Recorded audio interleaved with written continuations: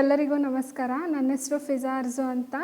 ನಾನು ವಿದ್ಯಾಶಂಕರ್ ಟ್ಯೂಷನಿಗೆ 2019-20 ಸೇರಿದೆ. 10th ಸೇರಿದೆ. ಆ್ಯಕ್ಚುಲಿ ತುಂಬ ಹೆಲ್ಪ್ ಆಯಿತು. ಮೊದಲು ಯಾವ ಟ್ಯೂಷನ್ಗೂ ಹೋಗಿರಲಿಲ್ಲ. ಮೊದಲಿಂದನೂ ನಾನೇ ಸ್ಟಡಿ ಮಾಡ್ತಿದ್ದೆ.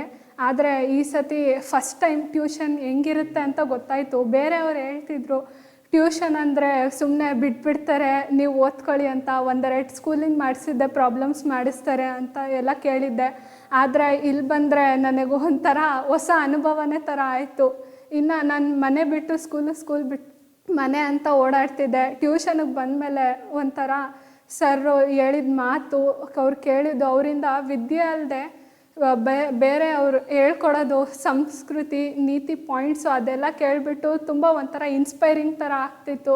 ಬೇರೆಯವ್ರ ಜೀವನ ಚರಿತ್ರೆ, ಯಾರ್ಯಾರು ಎಂತೆಂಥ ಸಾಧನೆ ಮಾಡಿದ್ದಾರೆ ಅಂತೆಲ್ಲ ಕೇಳಿಬಿಟ್ಟು ನಮಗೂ ಒಂಥರ ನಾವು ಇದರಲ್ಲೂ ಅಟ್ಲೀಸ್ಟ್ ಒಂದು ಸ್ವಲ್ಪನಾದರೂ ಏನಾದರೂ ಮಾಡಬೇಕು ಅನ್ನೋ ಥರ ಒಂಥರ ಫೀಲಿಂಗ್ ಬರುತ್ತೆ.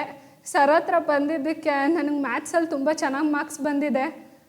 ಅದಕ್ಕೆ ಸರ್ ಹತ್ರ ಎಲ್ಲರೂ ಬರೀ ವಿದ್ಯೆ ಮಾತ್ರ ಅಲ್ಲ, ಬೇರೆ ನೀತಿ ಸಂಸ್ಕೃತಿ ಎಲ್ಲ ಕಲಿಯೋಕ್ಕೆ ಬರಬೇಕು ಅಂತ.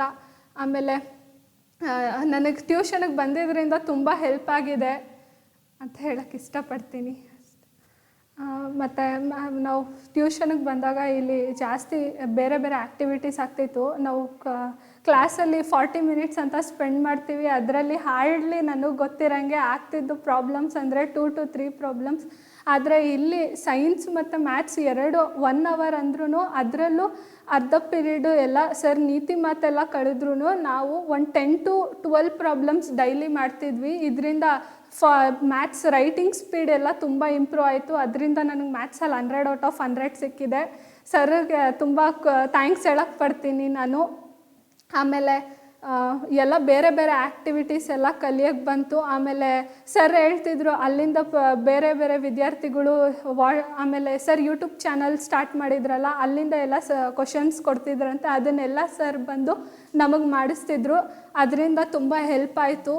ನನ್ನ ಮ್ಯಾಥ್ಸ್ ಪೇಪರ್ ನೋಡಿದ ತಕ್ಷಣ ಫಸ್ಟು ಸರ್ನೇ ಜ್ಞಾಪಿಸ್ಕೊಂಡಿದ್ದು. ಅವ್ರು ಯಾವ್ದ್ಯಾವ್ದು ಈ ಥರ ಬರ್ಬೋದು ಅಲ್ಲ, ಈ ಸ್ವಲ್ಪ ಈ ಟೆಕ್ನಿಕ್ಸ್ ಹೇಳ್ಕೊಟ್ಟವ್ರೆ, ಅದೇ ಟೆಕ್ನಿಕ್ಸ್ ಹೇಳಿದರು. ಸರ್ ನಮಗೆ ಮೊದಲೇ ಹೇಳಿದರು, ನಾನು ಮಾಡಿಸಿರೋದು ಬಿಟ್ಟು ಬೇರೆ ಯಾವ ಟೈಪು ನಿಮಗೆ ಬರಲ್ಲ ಪ್ರಾಬ್ಲಮ್ಸು. ನನಗೆ ಅದು ನಿಜ ಅನ್ನಿಸ್ತು. ನಾನು ಯಾವ ಪೇಪರ್ ಈಸಿ ಆದ್ರೂ ಮ್ಯಾಥಮೆಟಿಕ್ಸ್ ನೋಡಿ ತುಂಬ ಖುಷಿಯಾಯಿತು ನನಗೆ. ಮೊದಲು ನಾನು ಜ್ಞಾಪಿಸ್ಕೊಂಡಿದ್ದೆ ವಿದ್ಯಾಶಂಕರ್ ಸರಿಗೆ.